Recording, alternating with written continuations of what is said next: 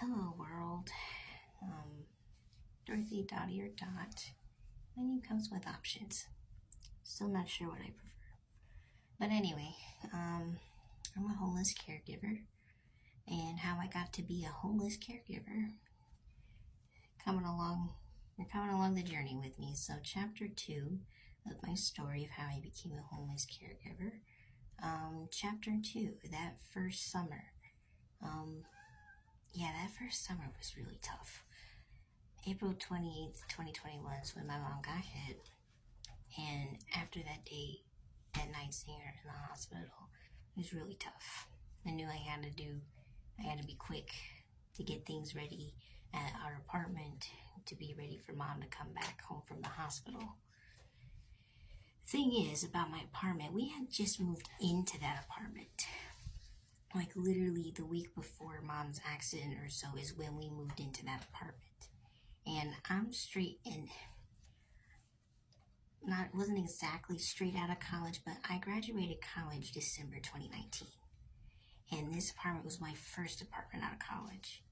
And I had a job, but I just started that job. I had only started that job in the middle of February 2021. So February 2021, I started the job, and April, I built up enough money from my job to get the apartment. And we moved into the apartment. So, but I only had enough money to get into the apartment. I still didn't really have a car. But the reason why I chose the apartment that I chose is because it was within the budget. I had enough money to get into it. And it was 10 minutes walking distance from my job. So I just got the job and I found a place to live that was within my budget and within walking distance. So I could hold off on a car for a while. So that's what I was going to do. I was going to live there, just walk to work, and worry about a car later. But this means I had absolutely no furniture. I had no furniture when I moved into my apartment. Me and my mom, we went to Walmart when we moved into the apartment, and we got like just an air mattress. We just got an air mattress to sleep on until got more money in to buy furniture slowly over time. I mean, it's fine. I didn't mind, slowly building up our apartment. I didn't mind that. But since my mom had gotten hit, I had to act fast. So the next day, I'm scrambling. After mom's accident, I'm scrambling. I talk to my boss, and they understand. They give me a little bit of time to get some things figured out. But I had been shopping at this furniture place for a long time, and finally I broke down to finally get to there and say, hey, what do you have that can get to my house as fast as possible? Because I don't know when my mom's going to be able to come back home. I need something. So I was able to get a chair, a rocker recliner chair that you push the button, it's electric, so it's not manual. You don't have to use like a stick or anything. It would be easier for mom just to use the electric chair to help her get up and down. Now, it wasn't one of those expensive ones that pushes a disabled person up or anything, but it was one that was easier for her to use. So with what money I had still at the time after moving into that apartment, I could only afford to get that rocker recliner chair for my mom, because I don't have a lot of money. I didn't have health insurance. I knew that my mom wasn't going to get to stay in the hospital for a very long time, and she wasn't in the hospital for a long time. She got into the hospital. I'm poor. I don't have health insurance. So when they took her to the hospital, she's in there. She doesn't get treated very well. They didn't clean her. They didn't wash her hair. They didn't shave her head. And that the brain injury is like, that was the crux of her, like the main thing about her accident was her head. All they did was, like, it looked like they it looked like half of her face was ripped off, and they just kind of like stretched and slapped and stapled her head together. That's what it looked like they did. It was a very quick bandage job. But they didn't even shave her head after the fact. They didn't wash her or anything.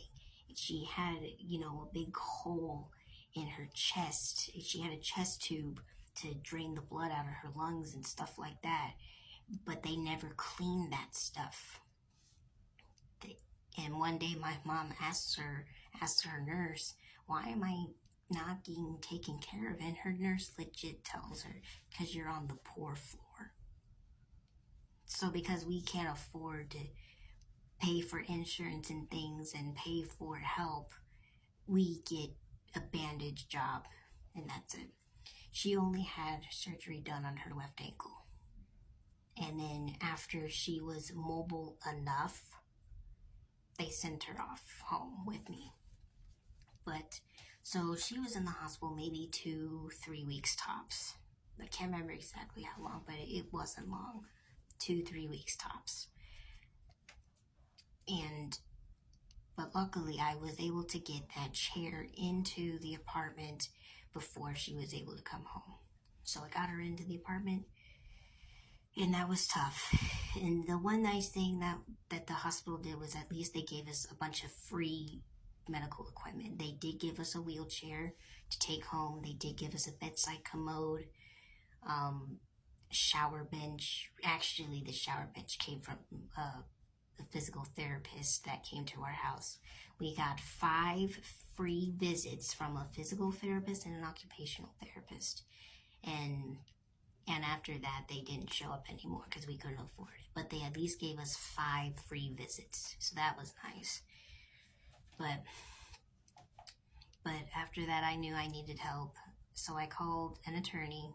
I called Attorney Dan Newland. And I did get a settlement. It wasn't much. It was the minimum that Progressive gave out. It was $20,000. And of course, Dan knew they have to take, a percentage. They took a third out of it. So I was only left with about $16,000 afterwards. And of course, that money is gone now.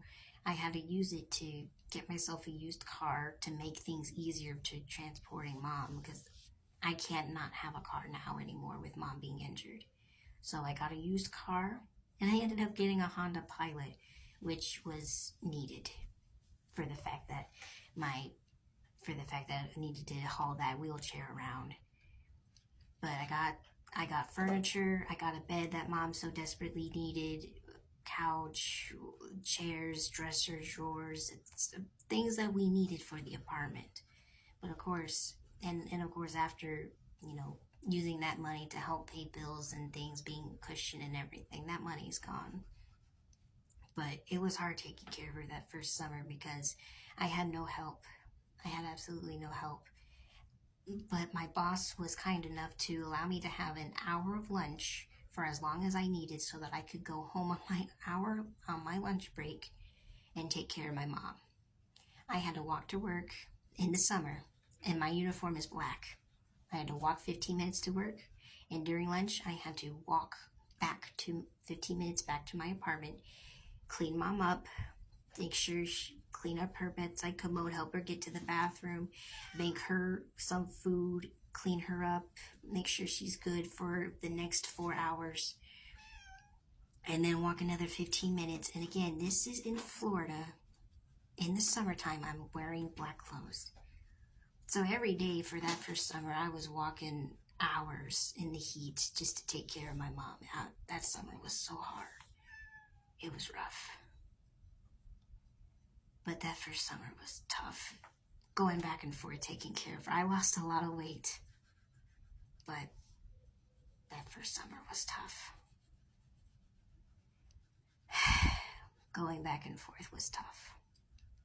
But that was that first summer, and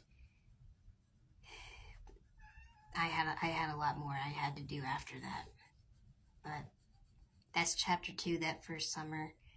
And I'll let y'all know when chapter 3 comes out, because I had to leave my job, and that's chapter 3.